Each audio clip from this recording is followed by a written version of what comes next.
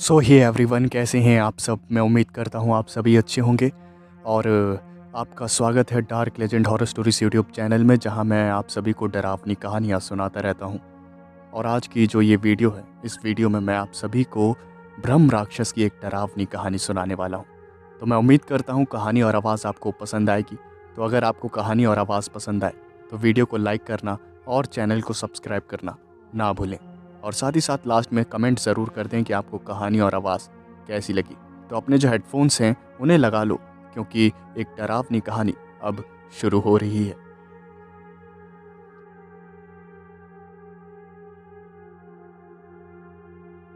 ये बात उस वक्त की है जब मैं काफ़ी छोटा हुआ करता था। उस वक्त मैं गर्मी की छुट्टियों में अपने गांव घूमने जाया करता था। मेरे बचपन का ज़्यादातर समय तो शहर में ही बीता था पढ़ाई के लिए, लेकिन गांव के बारे में जानना भी ज़रूरी था, इसलिए छुट्टियों में मैं वहाँ चला जाता था। वहाँ जाकर मुझे काफ़ी अच्छा लगता था। शहर और गांव में ज़मीन आसमान का फ़र्क होता है, और उस फ़र्क का एहसास मुझे तभी हो गया था जब मैंने गांव की ज़मीन पर कदम रखा था। गांव की जो हवा थी वो काफ़ी अलग थी। ऐसा लग रहा था जैसे इतने सालों से मैं जिस हवा में सांस ले रहा था वो हवा असली हवा नहीं थी। असली हवा का पता तो मुझे अपने गांव में जाकर पता चला। वहाँ के पेड़ पौधे और हरियाली मुझे काफ़ी पसंद आए और मैं काफ़ी खुश हुआ। और मैंने इस बात का फैसला कर लिया था कि अब जब भी मुझे वक्त मिलेगा तब मैं गांव ज़रूर आऊँगा। गांव में रहते हुए मुझे कुछ ही दिन हुए थे और मैंने कई सारे दोस्त बना लिए थे। हम सभी आपस में खेल रहे थे और खेलते खेलते हम एक जगह से गुज़र रहे थे। गुज़रते वक्त मुझे एक रास्ते में पेड़ नज़र आया और उस पेड़ को देखकर मुझे न जाने क्यों एक डर लगने लगा। वो जो पेड़ था वो काफ़ी ज़्यादा पुराना था और दिखने में बहुत ही ज़्यादा विशालकाय था। उस पेड़ को देखकर ऐसा लग रहा था जैसे वो पेड़ हज़ारों लाखों साल पुराना हो। थोड़ी देर के लिए मेरी जो निगाहें थी वो उसी पेड़ पर टिक गई और मेरे जो दोस्त थे वो बातें करते हुए आगे बढ़ गए। तभी मेरा एक दोस्त पीछे मुड़ा और उसने देखा कि मैं उसी पेड़ की ओर निहार रहा हूँ। तभी मेरे दोस्त ने कहा, पागल हो क्या? उस पेड़ को क्यों देख रहे हो? और फिर मैंने कहा, क्यों, क्या हुआ? पेड़ ही तो है, देखो ना कितना बड़ा है, कितना विशालकाय है। ऐसा पेड़ तो मैंने ज़िंदगी में पहली बार देखा है। और मेरे दोस्त ने मुझसे कहा, तुम्हारा दिमाग ख़राब हो गया शायद, चलो यहाँ से। और मुझे समझ नहीं आया कि आखिर मेरा दोस्त मुझसे ऐसे बात क्यों कर रहा है। और फिर मैंने सोचा कि चलो ठीक है। मैं वहाँ से अपने दोस्तों के साथ चल पड़ा। और फिर मेरे दोस्त ने कहा, कुछ भी हो जाए उस पेड़ के पास मत जाना, समझे? और जब मैंने ये बात सुनी तब मैंने अपने दोस्त से पूछा, क्यों भाई, क्या हो गया? पेड़ ही तो है वो, आखिर पेड़ से भला क्या खतरा हो सकता है जो वहाँ नहीं जाऊँ मैं? मेरे मन में बस यही सवाल आ रहा था। तभी मेरा जो दोस्त था उसने कहा, भाई तुम्हें अभी पता नहीं है ना, तुम इस गांव में नए हो, शायद तुम्हें उस पेड़ के बारे में नहीं पता। उस पेड़ पर एक ब्रह्म राक्षस रहता है, समझे? और कोई भी उस पेड़ को छेड़े या फिर उसके आसपास भी आए तो ये उसे पसंद नहीं आता। और जैसे ही मैंने ये बात सुनी तब मैंने अपने दोस्त से पूछा, ब्रह्म राक्षस? आखिर ऐसा तो कुछ नहीं होता। और फिर मेरे दोस्त ने कहा, होता है, समझे? ब्रह्म राक्षस होता है।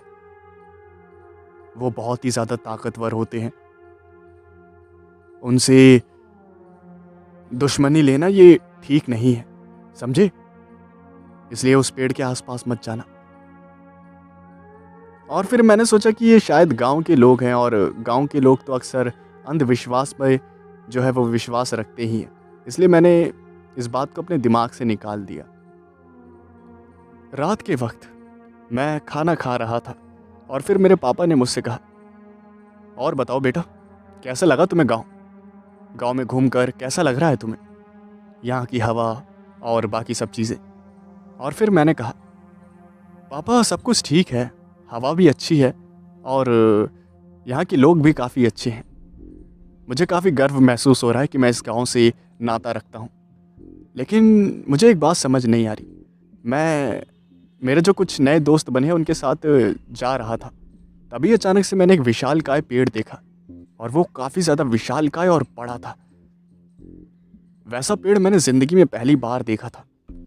लेकिन जो मेरा दोस्त था उसने कहा कि उस पेड़ पर कोई ब्रह्म राक्षस रहता है और मुझे उस पेड़ के बारे में ज़्यादा कुछ बोलना नहीं चाहिए और उस पेड़ से दूर रहना चाहिए।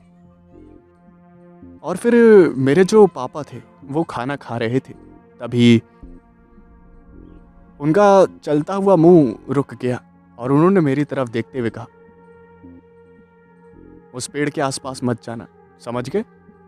आज तो चले गए लेकिन आज के बाद मत जाना। और फिर मैंने अपने पापा से पूछा, क्यों पापा?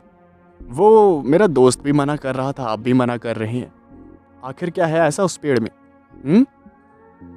और फिर मेरे डैड ने कहा, बस मैंने कह दिया, मुझे कोई कारण देने की ज़रूरत नहीं है। जब मैं बोल दूं कि कहीं पर नहीं जाना तो मतलब नहीं जाना, तुम उस पेड़ से दूर रहोगे, आगे से ध्यान रखना इस बात का। और फिर मैंने कहा, ठीक है डैड, जैसा आप कहें। मेरे पापा काफ़ी पढ़े लिखे थे और मेरे पापा ऐसी बात करेंगे, मुझे उम्मीद नहीं थी उनसे। गांव वाले ऐसी बातें करें तो समझ में आता है, क्योंकि वहाँ ऐसी चीज़ों पर विश्वास करने वाले लोग ज़्यादा होते हैं। लेकिन मेरे पापा ऐसा बोल रहे थे तो मेरे दिमाग में कई सारे सवाल उठने लगे उस पेड़ को लेकर। मुझे उस पेड़ के बारे में जानना था। अगली सुबह मैं अपने दादाजी के पास गया और मैंने अपने दादाजी से पूछा, दादाजी मैं आपसे एक बात पूछूं? और फिर मेरे दादाजी ने कहा, हाँ पूछो, क्या बात है? मैंने उनसे पूछा, दादाजी ज़रा आप मुझे एक बात बताइए, यहाँ ये गांव में मैंने एक काफ़ी बड़ा और अजीब सा पेड़ देखा, काफ़ी विशालकाय है वो, क्या आप मुझे उस पेड़ के बारे में बता सकते हैं? और मेरे दादाजी ने जब ये बात सुनी तब वो उठकर बैठ गए और उन्होंने कहा, क्या विशालकाय पेड़? और मैंने कहा, हाँ मैं अपने यहाँ के दोस्तों के साथ जा रहा था, तभी वो मुझे रास्ते में दिखा, वो काफ़ी ज़्यादा बड़ा था और मेरे जो दोस्त थे वो कह रहे थे कि उस पेड़ से दूर रहना है, कोई ब्रह्म राक्षस है उस पेड़ पर। क्या ऐसा सच में है या फिर मुझे बेवकूफ़ बना रहे हैं बाकी सब? और फिर मेरे जो दादाजी थे उन्होंने कहा, बेटा वहाँ से दूर रहना, वहाँ अब मत जाना, मैं तुम्हें कह रहा हूँ ना। और फिर मैंने अपने दादाजी से पूछा, आप भी यही बात कह रहे हैं? क्या सच में वहाँ पर कोई ब्रह्म राक्षस है? और आखिर ये ब्रह्म राक्षस होता क्या है? और मेरे जो दादाजी थे उन्होंने कहा, देखो तुम अभी ये सब चीज़ें जानने के लिए काफ़ी ज़्यादा छोटे हो, तो इन सब बातों पर ध्यान मत दो और पढ़ाई पर ध्यान दो।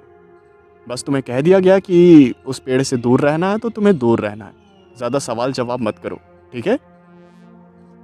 कोई भी मुझे उस पेड़ के बारे में बताने के लिए तैयार नहीं हो रहा था, लेकिन मैंने हार नहीं मानी और फिर मैं वहाँ गया उस पेड़ के पास। मुझे ये तो नहीं पता था कि मैं सही कर रहा हूँ या गलत, लेकिन मुझे उस पेड़ के बारे में जानना था। मैं उस पेड़ के पास गया और उस पेड़ को देखने लगा।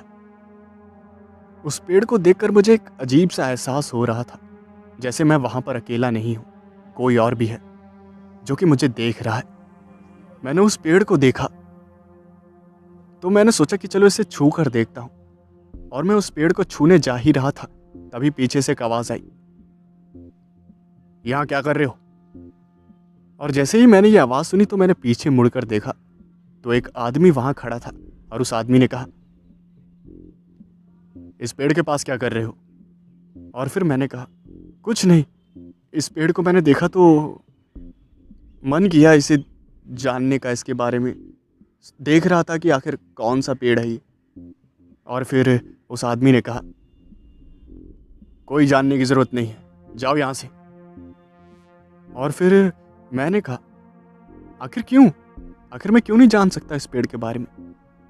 और फिर उस आदमी ने कहा, क्योंकि इस पेड़ पर ब्रह्म राक्षस रहता है और ये पेड़ उसका घर है और उसे पसंद नहीं है कि उसके घर के आसपास कोई घूमे या फिर उसके घर को छुए या फिर उसके साथ छेड़छाड़ करे, समझे?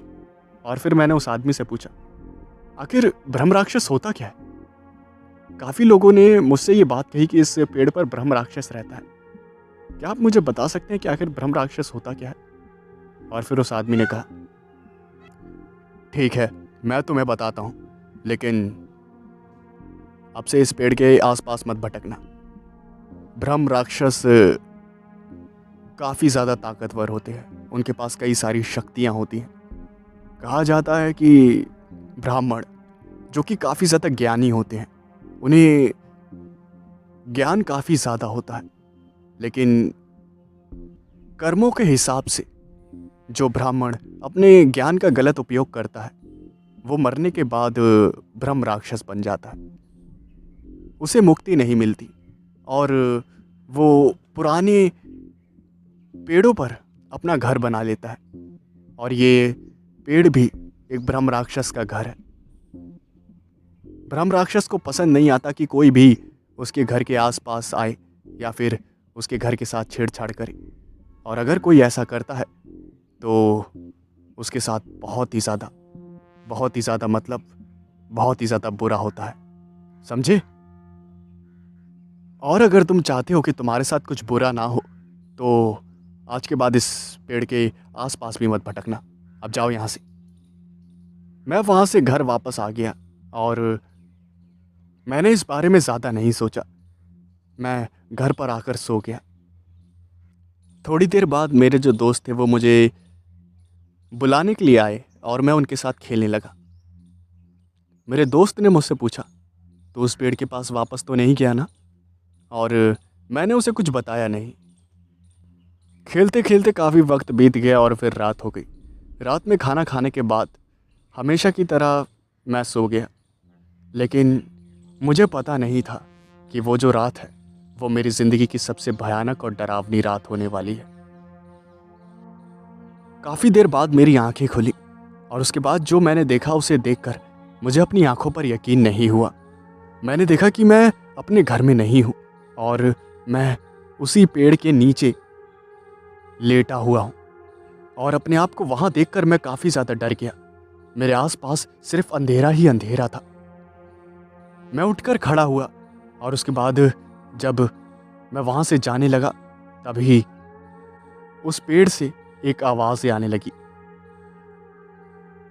यहाँ से अब दूर रहना, यहाँ से अब दूर रहना, यहाँ से अब दूर रहना, यहाँ से अब दूर रहना। उस पेड़ से ये डरावनी आवाज़ आ रही थी और मैं काफ़ी ज़्यादा डर गया। ये आवाज़ इतनी ज़्यादा भयानक थी कि मैं बस वहाँ से भागने लगा, लेकिन काफ़ी देर भागने के बाद भी मैं अपने घर नहीं पहुँचा। जो रास्ता था घर तक का वो ख़त्म ही नहीं हो रहा था।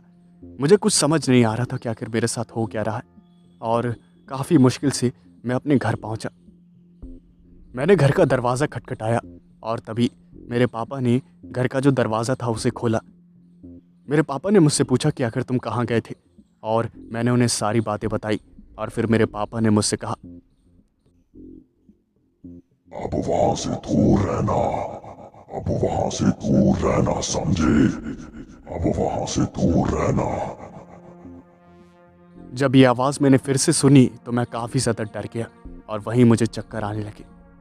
अचानक से मुझे झटका लगा और मेरी आंखें खुली तो मैंने देखा कि मैं पसीने से तरबतर वहीं अपनी जगह पर सोया हुआ हूँ, और ये जो सपना था ये इतना ज़्यादा डरावना था जिसके बारे में आज भी सोचता हूँ तो मैं डर जाता हूँ।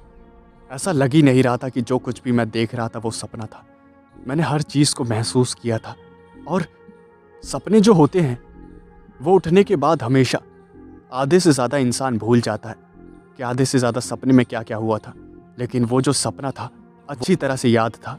उस सपने का हर एक सेकंड मुझे याद था, जो कि काफ़ी ज़्यादा अजीब बात थी।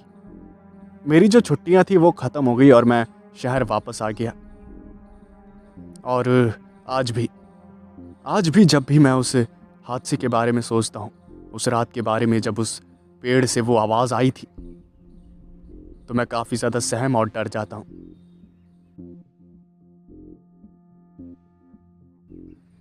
मेरा नाम अर्जुन है और आज मैं आप सभी को मेरे जीवन में घटी एक डरावनी घटना सुनाने वाला हूँ। बात तब की है जब मैं और मेरा दोस्त काफ़ी ज़्यादा खुश थे और हमने पार्टी करी थी। पार्टी में हम दोनों ने काफ़ी ज़्यादा पी ली थी। पार्टी ख़त्म होने के बाद हम दोनों बातें करते हुए घर वापस आ रहे थे। रात काफ़ी ज़्यादा हो रखी थी, तकरीबन रात के 12 बजे हुए थे और हम दोनों सुनसान सड़कों पर चलते हुए घर की तरफ आ रहे थे। तभी एक सुनसान सड़क पर मेरे दोस्त ने मुझसे कहा, अरे अर्जुन सुनना भाई, मैं तो कहता हूँ ना, अभी मौसम ठीक से बना नहीं है, अभी थोड़ा और पीते हैं।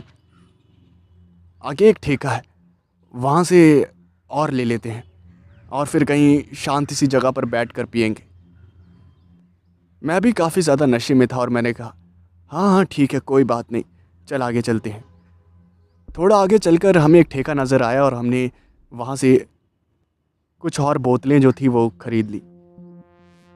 और फिर उसके बाद रास्ते में मेरे दोस्त ने एक जगह देखी और उस जगह को देखकर कहा, अरे अर्जुन वो देख भाई, जगह नज़र आ गई, अब वहीं पर पिएंगे।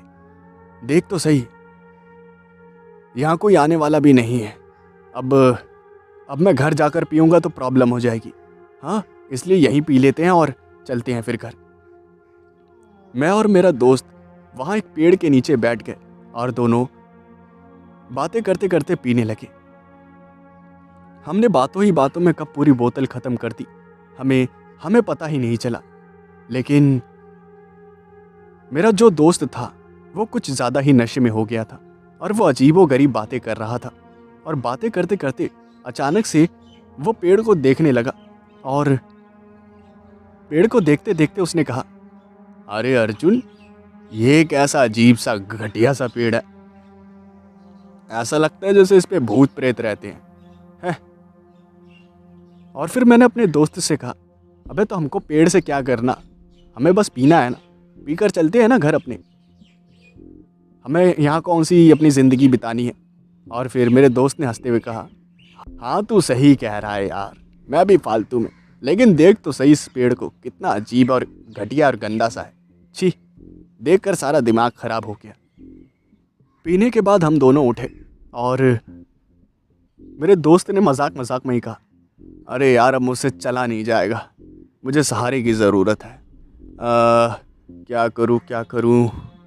और ये कहकर उसने उस पेड़ की एक टहनी तोड़ दी और उस टहनी को तोड़कर कहा, हाँ अब इसके सहारे चलता हुआ मैं घर जाऊंगा। अरे ये पेड़ अब अच्छा लग रहा है, वाह देखा, मैंने इसकी टहनी तोड़ी और ये पेड़ अब सुंदर लग रहा है। मेरा दोस्त नशे में कुछ भी बोले जा रहा था और मैं भी सुन रहा था। और फिर मैंने कहा, हाँ हाँ चल ठीक है, अब चल यहाँ से। हम दोनों वहाँ से जाने लगे, लेकिन न जाने क्यों जब हम दोनों वहाँ से जा रहे थे तब मुझे ऐसा महसूस हो रहा था जैसे हमें कोई देख रहा है। मैं बार बार पीछे मुड़कर देख रहा था तो मुझे बस महसूस हो रहा था, लेकिन वहाँ कोई दिखाई नहीं दे रहा था। मैं और वो एक ही ऑफिस में काम किया करते थे और काफ़ी दिनों तक वो मेरा दोस्त ऑफिस नहीं आया। मैंने उसका फ़ोन ट्राई किया बट उसका जो फ़ोन था वो लग नहीं रहा था, पता नहीं क्या हो गया था। तकरीबन 3-4 दिनों तक मैंने इंतज़ार किया, मुझे लगा कि शायद आज नहीं तो कल वो आ ही जाएगा। लेकिन जब उसकी कोई खोज खबर नहीं मिली मुझे, तब मैं उसके घर पर गया और उसके बाद जो मुझे पता चला, उसे सुनने के बाद मेरी जो हालत थी वो ख़राब हो गई। मेरा जो दोस्त था उसकी तबीयत काफ़ी ज़्यादा बिगड़ी हुई थी और वो काफ़ी अजीब अजीब हरकतें कर रहा था। उसके घर वाले काफ़ी ज़्यादा परेशान हो गए थे। हॉस्पिटल में भी उसका काफ़ी इलाज करवाया गया, लेकिन डॉक्टर उसे ठीक नहीं कर पाए।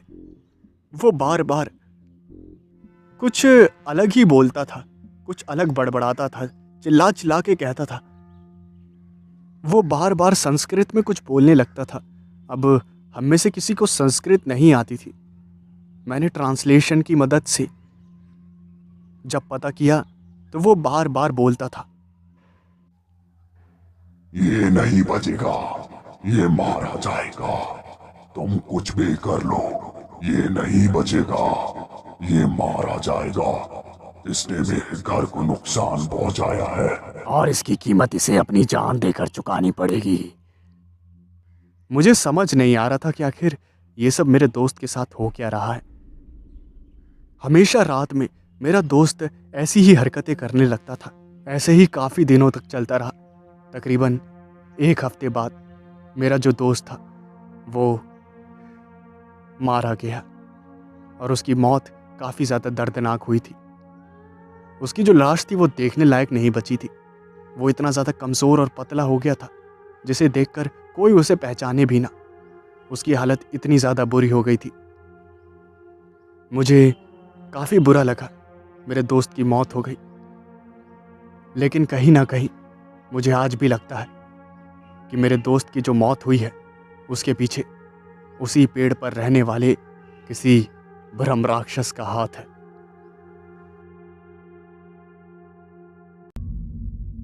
ये कार्यक्रम सत्य घटनाओं से प्रेरित है। जिनके साथ ये घटनाएं घटी उसकी वास्तविकता उन्हीं तक सीमित है। भूत प्रेतों और अपसामान्य विषयों के होने पर चैनल कोई दावा नहीं करता और ना ही प्रोत्साहन करता है। रोहित एक बहुत बड़ा बिल्डर था जो कि बड़े बड़े प्रोजेक्ट्स बनाता था। बड़ी बड़ी सोसाइटीज़ और शॉपिंग मॉल्स जैसे बड़े बड़े प्रोजेक्ट्स पे रोहित काम किया करता था। ऐसे ही वो एक प्रोजेक्ट पे काम कर रहा था जिसमें उसे एक सोसाइटी बिल्ड करनी थी। काम काफ़ी कम हुआ था उस वक्त, सिर्फ ज़मीन को साफ़ किया गया था। तभी एक दिन कुछ लेबर रोहित के पास आई और रोहित से कहने लगी, साहब काम रुक गया है।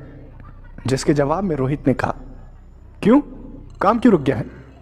और फिर लेबर ने कहा, साहब ज़मीन तो साफ़ कर दी हमने, लेकिन वहाँ एक पेड़ है। और फिर जब रोहित ने ये बात सुनी तब रोहित ने कहा, पेड़ तो क्या हो गया, काट दो। और फिर उस लेबर ने कहा, अरे सर कैसे काट दें, वो पेड़ बहुत ही बड़ा है, हाथों से नहीं कटने वाला। और फिर रोहित ने कहा, ठीक है मैं आके देखता हूँ। और अपनी कॉफ़ी ख़त्म करने के बाद रोहित वहाँ पहुँचा तो उसने देखा कि एक बहुत विशालकाय पेड़ था वहाँ पर। और उस पेड़ को देखकर रोहित ने कहा, अरे हाँ ये पेड़ तो सच में बहुत बड़ा है, कोई बात नहीं आप चिंता मत करिए, मैं इसे मशीन से कटवा दूँगा। और ये कहकर रोहित वहाँ से जा ही रहा था, तभी वहाँ खड़े एक मज़दूर ने कहा, साहब ऐसा कुछ नहीं हो सकता कि हमें इस पेड़ को ना काटना पड़े। और फिर रोहित ने कहा, अरे इसको काटेंगे नहीं तो काम खराब हो जाएगा, इसे काटना ही पड़ेगा। और फिर उस मज़दूर ने बोला, साहब देखिए ना कोई तरीका तो होगा, आप इतने बड़े बिल्डर हैं, आपके पास तो कुछ तो तरीका होगा ना। और फिर रोहित ने कहा, अरे भाई तुम इस पेड़ को ना काटने के पीछे क्यों पड़े हो, हाँ? और फिर उस मज़दूर ने कहा, अरे साहब इस पेड़ को काटना मुझे ठीक नहीं लग रहा।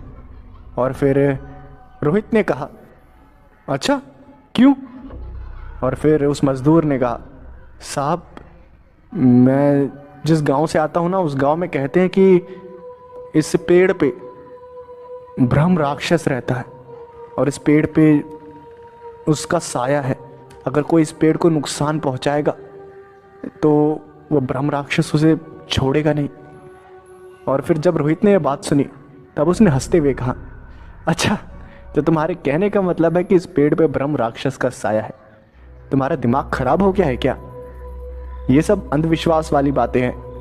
और फिर वहाँ खड़े एक दूसरे मजदूर ने कहा, नहीं साहब ये अंधविश्वास नहीं है, मैंने बचपन में एक बार ब्रह्म राक्षस को देखा था, वो भी इसी जगह पर। मेरे ख्याल से तो आपको इस पेड़ को नहीं काटना चाहिए।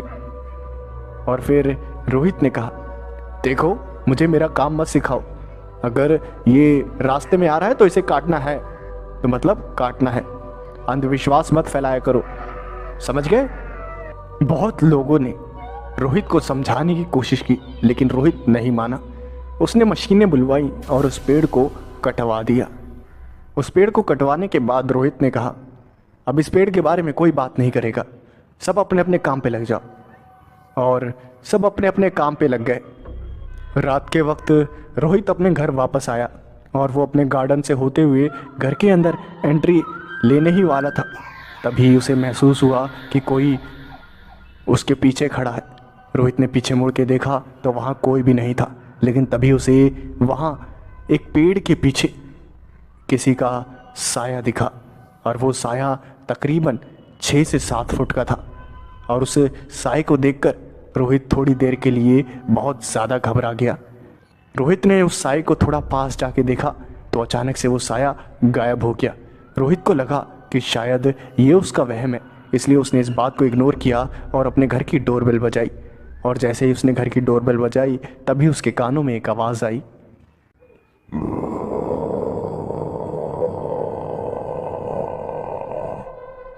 रोहित ने तुरंत पीछे मुड़ के देखा तो वहाँ कोई भी नहीं था। रोहित अपने घर के अंदर घुसा। उसने देखा कि उसकी वाइफ ने टेबल पे खाना लगा रखा था। डाइनिंग टेबल पे रोहित फ्रेश होने के बाद बैठ गया और खाना ख़त्म करने के बाद अपने रूम में चला गया। रूम में जब वो सो रहा था तभी अचानक से उसके कानों में एक आवाज़ आई, आजा आजा आजा आजा। रोहित बहुत ज़्यादा घबरा गया और उसकी आंखें खुली। उसने अपनी वाइफ से पूछा, क्या तुमने कोई आवाज़ सुनी? जिसके जवाब में उसकी वाइफ ने नाम सर हिलाया।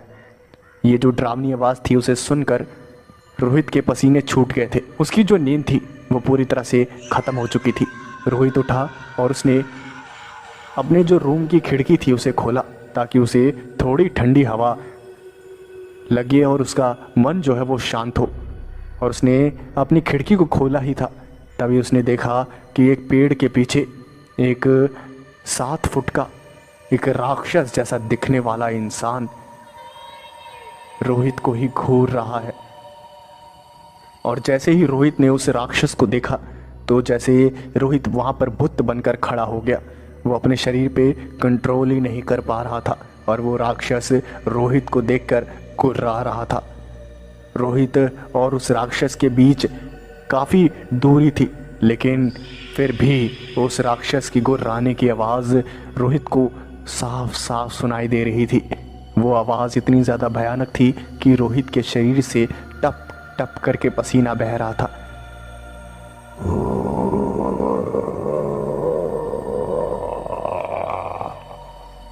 तुझे कीमत चुकानी होगी।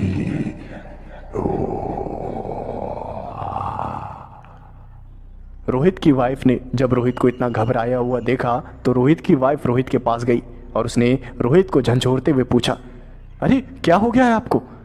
और रोहित तुरंत चीख पड़ा और उसने चीखते हुए कहा, सामने सामने देखो।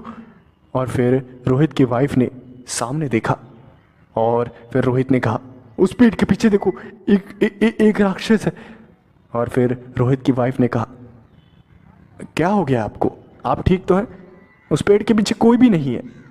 और फिर रोहित ने ध्यान से उस पेड़ की तरफ देखा तो वहाँ सच में कोई नहीं था।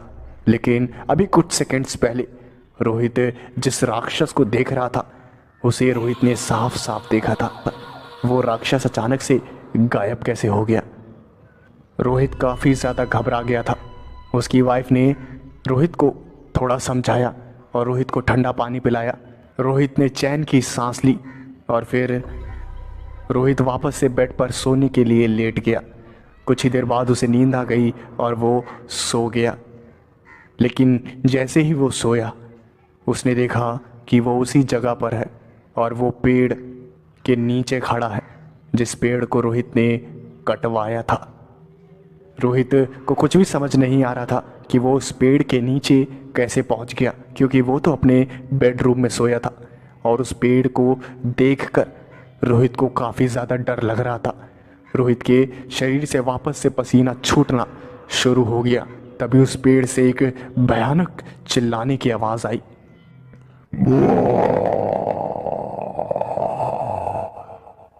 जिसे सुनकर रोहित ने अपने कदमों को पीछे ले लिया और वहां से भागने लगा।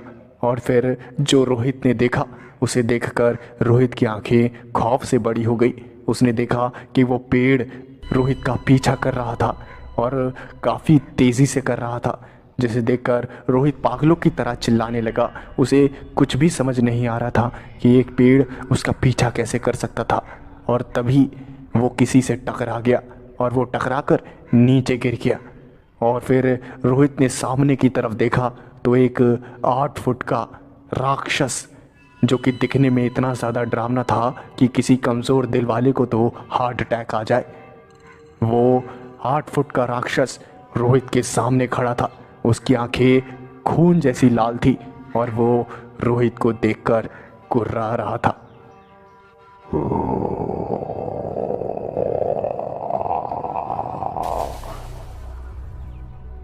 उस राक्षस ने रोहित का कॉलर पकड़ा और उसे एक हाथ से हवा में उठा दिया और उससे रोहित से कहा, तुझे उसकी कीमत चुकानी होगी।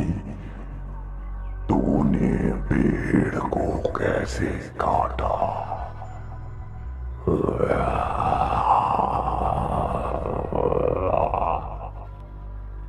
रोहित इतना ज्यादा घबरा गया कि वो बच्चों की तरह रोने गिड़गिड़ाने लगा।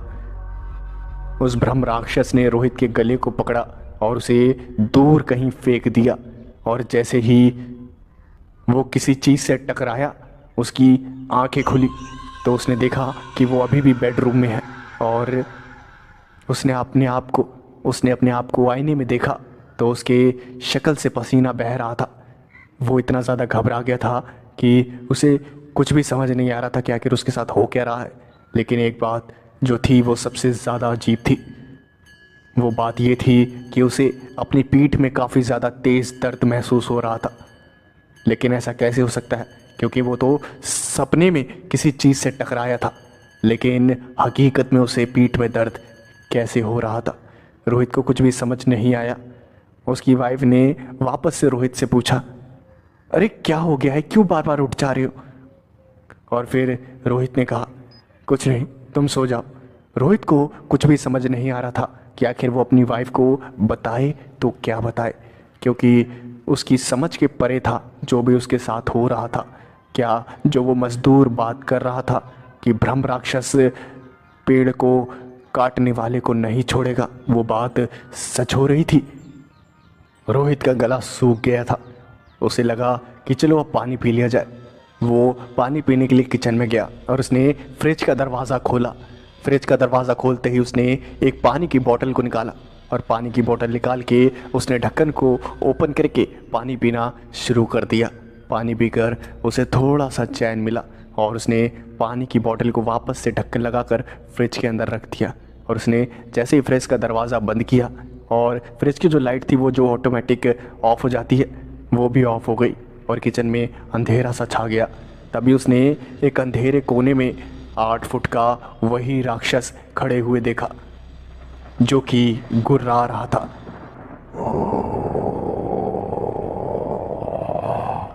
रोहित चीख पड़ा और उसकी वाइफ जो है वो किचन में आई और किचन में आकर उसकी वाइफ ने कहा, क्या हो गया, क्यों चिल्लाए आप? जिसके जवाब में रोहित ने कहा, वो सामने देख, सामने देख। और फिर रोहित की वाइफ ने सामने की ओर देखा तो उसने देखा कोई तो नहीं है, क्या हो गया है, आप इतना घबरा क्यों रहे?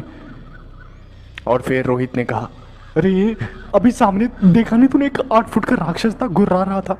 और फिर उसकी वाइफ ने एक बात कही, कैसे गुर्रा रहा था? ऐसे। और फिर रोहित ने अपनी वाइफ की तरफ देखा तो उसने देखा कि जैसे रोहित ने पकड़ रखा था वो रोहित की वाइफ नहीं बल्कि वही ब्रह्म राक्षस था, जिसे देखकर रोहित और भी ज़ोरों से चिल्लाने लगा और किचन से निकलकर अपने बेडरूम की ओर भागा। जैसे तैसे उसने अपनी उस रात को काटा जो कि इतनी ज़्यादा भयानक थी कि जिसका कोई जवाब ही नहीं था। उसकी नींद पूरी तरह से तबाह हो गई थी। उसने उस रात ना सोने का फैसला किया और पूरी रात जागता रहा। सुबह वो अपने काम के लिए निकल गया और वो जब अपने ऑफिस में पहुंचा तो उसकी पीठ में बहुत ज़्यादा दर्द हो रहा था, जैसे उसे किसी चीज़ से मारा गया हो। उसे कुछ भी समझ नहीं आ रहा था, लेकिन वो जैसे तैसे दर्द को इग्नोर करके काम कर रहा था। तभी कुछ मज़दूर आए और उन मज़दूरों ने कहा, साहब ज़रा कुछ परेशानी हो गई है, साथ में आइए। और फिर रोहित ने कहा, ठीक है मैं आता हूँ।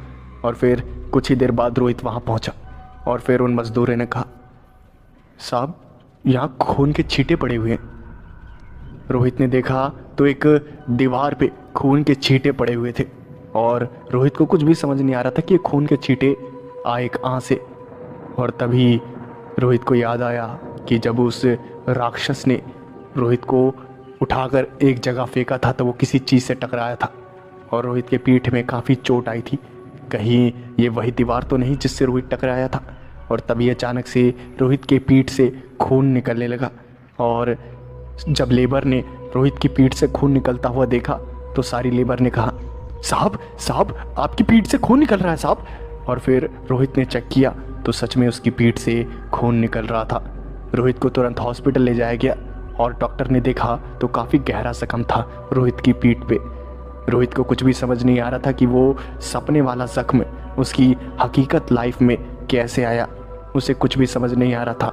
पूरे दिन उसका इलाज चला और कई दिनों बाद वो डिस्चार्ज हुआ, लेकिन जब भी वो सोता था तब वो उसी पेड़ के नीचे पहुंच जाता था और उसे वो ब्रह्म राक्षस डराता था और उसे मारता था और उसको जो भी सपने में चोटें लगा करती थी वो सब सुबह उठते ही उसकी हकीकत ज़िंदगी में भी उसे लग जाती थी। कई दिनों तक ऐसा चलता रहा और जब उस रोहित से बर्दाश्त नहीं हुआ तब वो एक बहुत बड़े मंदिर में गया और उसने एक पंडित से मुलाकात की।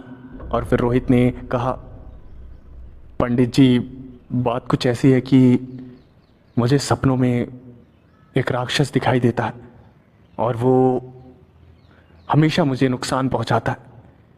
मैं काफ़ी ज़्यादा घबराया हुआ हूँ, उसने मेरा जीना मुश्किल कर रखा है। और फिर उस पंडित ने कहा, राक्षस?